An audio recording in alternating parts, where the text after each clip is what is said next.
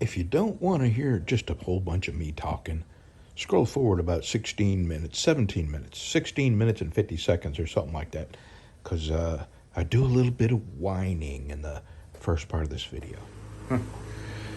Oh, I've been sitting here thinking, just nothing seems to be going right lately.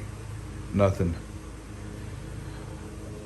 Anyway, I was trying to put 4 videos together from my history. Remember when I made the generator box, the quiet generator box right there? And then I connected it, I wired it to my house. Well, that was 4 videos, right? And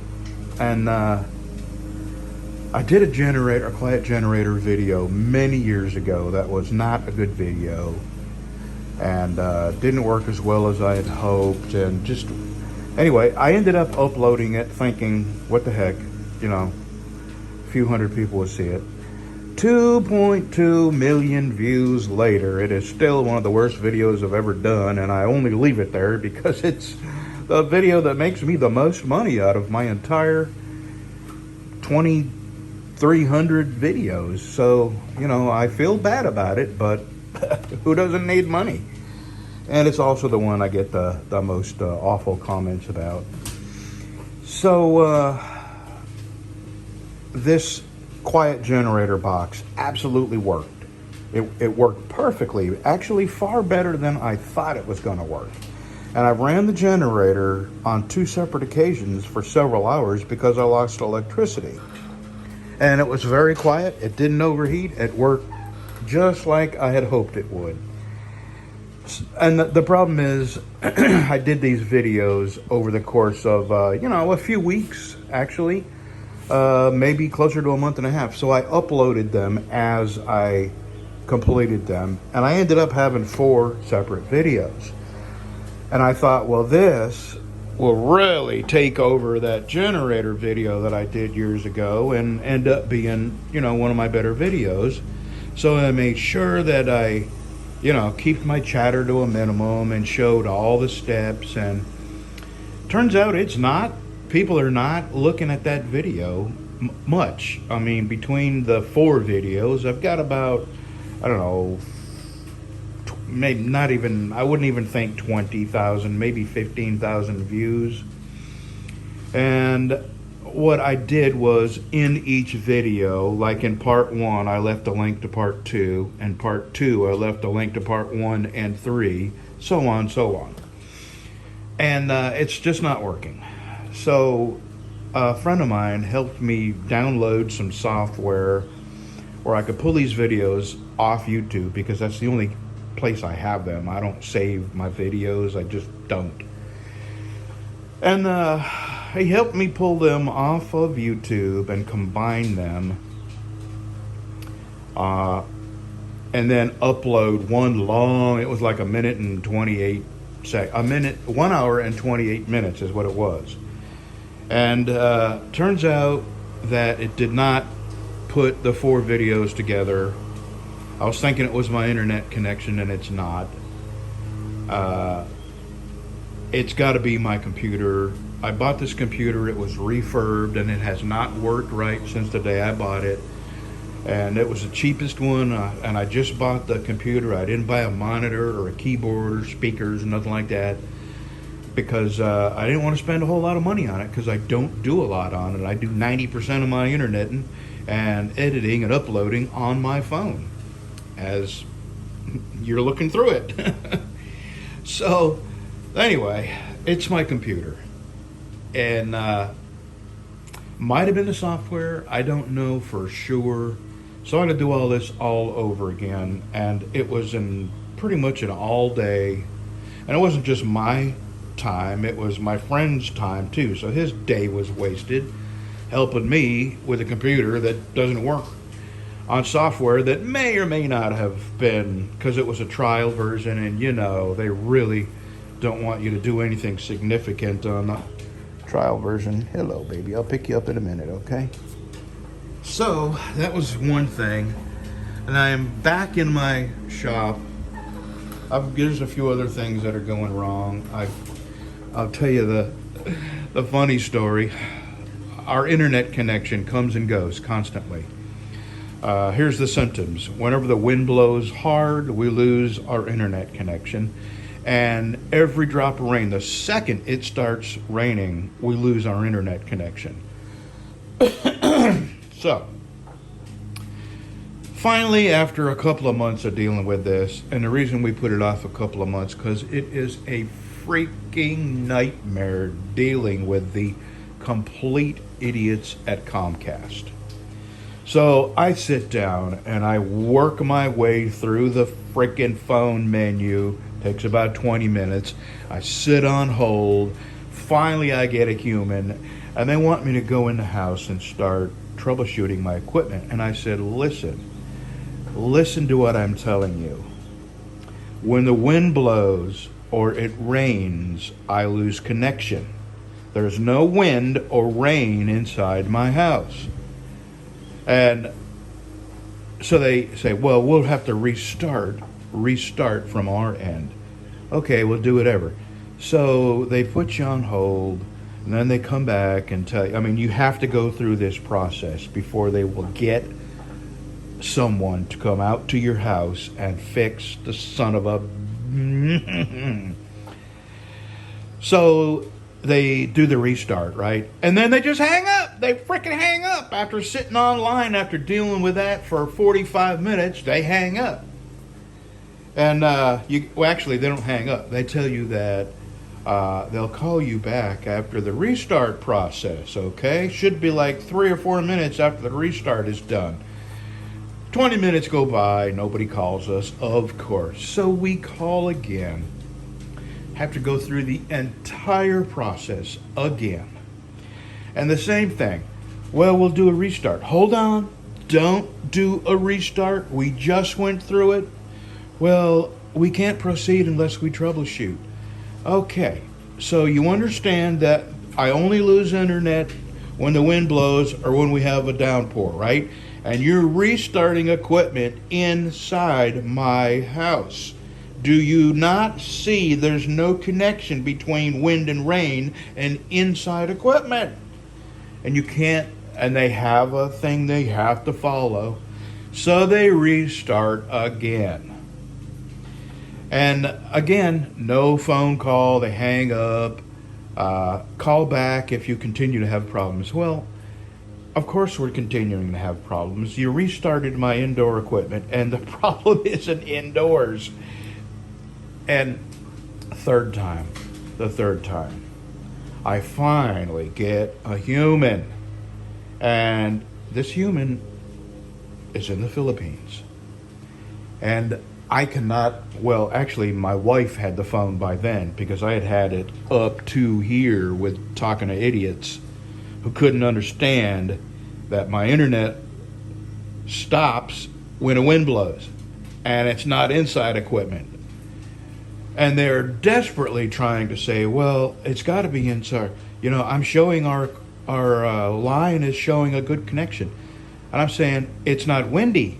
It's not raining. I have a connection right this second when you're checking it. But the second we have wind come through here, or the second it rains, which it's doing neither at this time, we lose connection. I'm probably getting a little loud, but I'm just getting exasperated with these people who cannot grasp what I'm telling them. So finally I get somebody in the Philippines. I say it was my wife. By this time she took over because I was just going to have a heart attack with these people. This person, number one, it's an overseas phone call, which is muffled and staticky to begin with. And two, they've got their mouthpiece too close to their mouth. So what we're hearing is, and they're speaking English with an accent that we're not used to hearing, with a microphone that's too close to their mouth, on a connection that is clearly a long distance bad connection overseas. So my wife hands the phone back to me and she walks away. And this is why we haven't dealt with this in all this time, because this is what you go through with Comcast. So finally, in between understanding every third or fourth word, I get them to agree to send a repairman out. And no time, no nothing. Didn't give me a time. Or they may have, and I just couldn't understand them. But that's where we are. I still, that was yesterday. This is the day after. And that was just one more thing, an entire freaking day, starting with a video that didn't work, and then Comcast that it's just like, I don't even know. It's just mind blowing, the level of stupidity and not understanding that you have to deal with to get a very simple thing done. And it's the next day. I'm out here working on knives. I've got the handle drilled in this. I've got my sleeve made. I've got the knife, which I had the knife to this point months ago. The knife goes in here, by the way. It goes in here, and this whole thing, and this gets epoxied in there and squeezed together and all that. But now, I'm fixing to go, okay, it's heat treated, tempered. I just finished cleaning this up. I'm fixing to go into buff room, spend about 2 hours buffing and polishing. And then we'll be at the, I don't even shape this until I get it all glued and epoxied, because I got so much to do on this. I got to cut it out, and once it's glued and epoxied and 24 hours go by, I start shaping the handle and the brass finger guard. So that's where I'm at. I'm fixing to go polish this, and I'm thinking by the end of the day I can have this all epoxied together.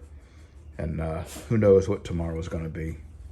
I really wanted to cook outside, but as you can see, still no sun.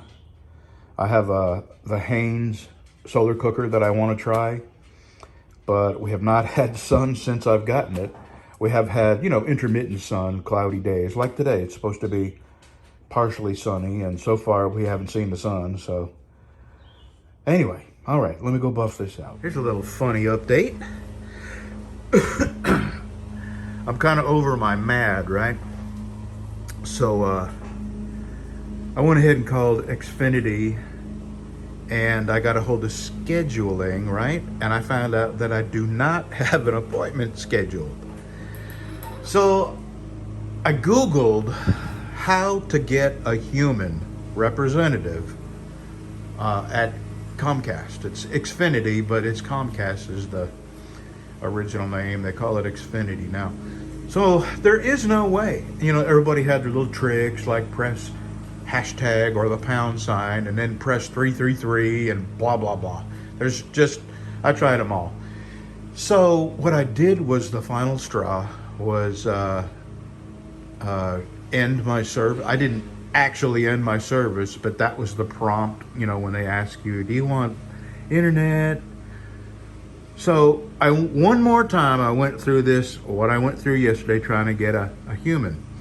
And they say, we see you've had a restart. Are you still experiencing problems? And I go, yes. And before we can get you an agent, we have to restart your modem. Would you like us to do that now? And I said, no. Clearly, I said no. And they said, okay, great, we're starting your restart. And then, like always, they hang up. And you can't go any further than that. And, so I said, okay. That's when I actually Googled how to get a human at Comcast. And nobody had the answer. Everybody had these little tricks like press hashtag and then 0 or 333 or whatever, and none of that worked. So I called one last time, and I hit the disconnect my service menu, and I got a freaking human. And I said, okay, I don't want to disconnect my service. I want to schedule a repairman to come to my house and fix the cable. And I explained to them, do not start my modem. My problem is outside my house at the phone pole. There's a tree growing up around the cable, and when the wind blows, it stops my internet, cuts the internet out. And she said, oh, okay, we can do that. And bing, bang, boom, Before you know it, I had a repairman scheduled for 7 days from today. 7 days, okay. Anyway, at least I got, you know, allegedly I've got the problem potentially solved. And who knows, it's a tree on the phone pole, rubbing up against the electric wires too. And I even called the SWEPCO back before it was a big problem. I called SWEPCO, and they basically informed me that they weren't going to do anything about it unless it, was arcing. I said, you're kidding. You can stop a problem before it becomes a problem, and you're not going to stop a problem. You're going to wait till it actually is a problem. That's the kind of sense it makes to SWEPCO, which is the electric company, SWEPCO. I give up. All right. I got some gloves. I got my mask on. I'm fixing to wear my JantsKnifeMaking.com hat to keep most of the schmutz off my big bald head. So now I can find a pair of gloves that'll fit my hands, because these aren't. I got to find leather gloves. And then I'm going in there to polish. Well, there's another one of them knives that won't hold or shine. I'm kidding. That's what a friend of mine said in one of his videos. Said, them shiny knives don't stay shiny for long.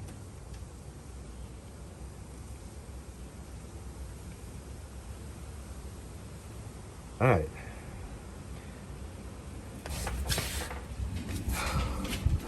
Let's I've got to glue this in here before I can do anything else. I got to glue this in here, and then it's got to stay there overnight. And then I got to shape this handle before I do anything. I got to shape the handle, then I can epoxy it onto the blade, and then I'm going to drill one hole and put one pin through the tang.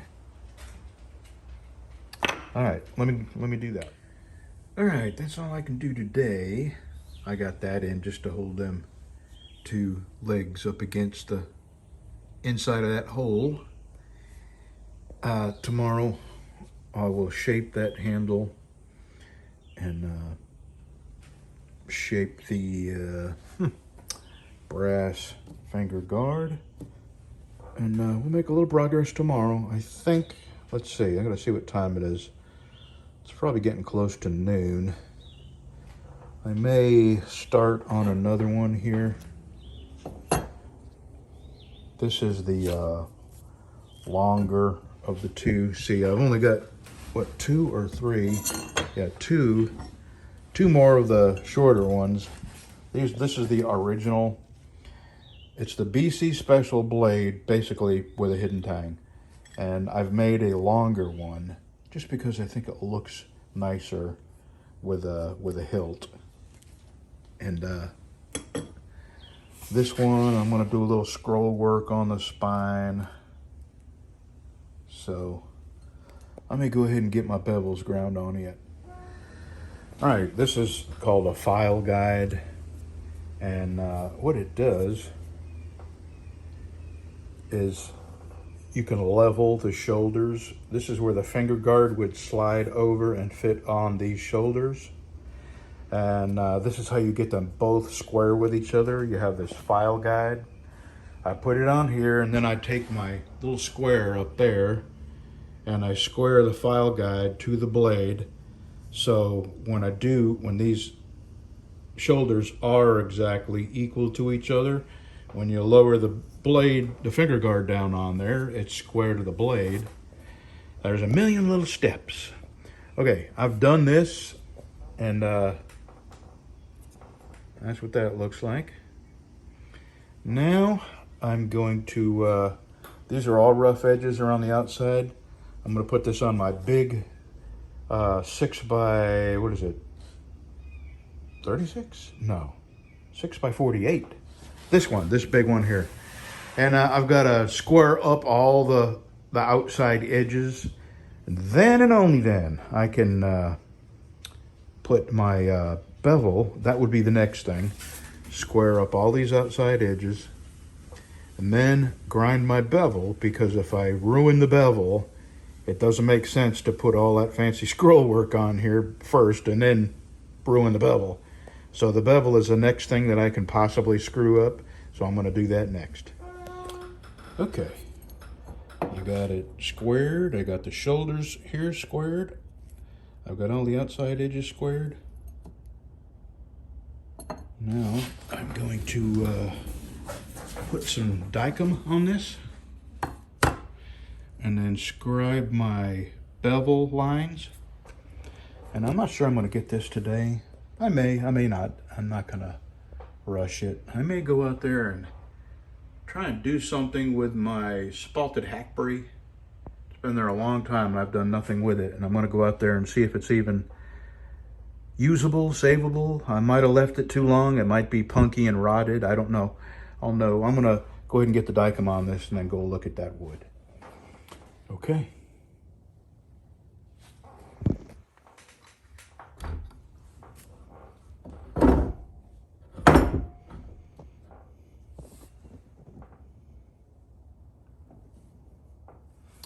Now what I have here on the spine and here is some 80 grit scratches from that's 80 grit, and this is 150, and I'm sanding the 80 grit scratches out, and I'm going to go ahead and, since I'm doing it, I'm going to go ahead and sand the 120 grit bevel scratches out. And I'm probably going to get this up to about 220, maybe 320, because when I start filing my scroll work in, the scroll work seems like it's about a 320, 400 grit finish. And I don't want to go back and sand away any of the scroll work that I've put on there. So I'm going to sand this up to the point that I think I'll have to start with after I do the scroll work with the files. That way I will be sanding some, but it will be minimal to get this thing up to, the scroll work up to polishing, 800, 1000, 1200, that kind of thing. And it will remove less and less metal. It removes a lot of metal at the lower grit. So I'm going to get this past that point and then do my scroll work and then sand it all up to polishing stage. So I'm going to get this to, I'm going to say 400.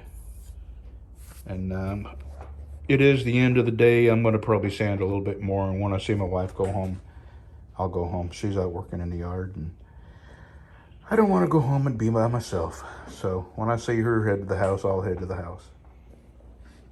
Okay, that's all I got for now. Let's see, how do I show this? There we go. I got a little more sanding to do on this bevel. I've done nothing to the other side. But it's looking good. Taking my time, gonna do it right, because these lower grits are the most important grits when it comes to polishing. Because by the time you get to polishing, if you haven't done a real good job on the lower grits, you see it when you polish it. So what I do is sand and sand and sand until the scratches from the previous grit are gone, and then I sand way beyond that. So, all right, I got one side a good start. Here, I'll show you what the other side looks like. That's what the other side looks like. That's what I started with. These scratches are all 80 grit. These are 120 grit. So, alrighty, I'll be back out tomorrow to shape that handle and then put it on that polished knife.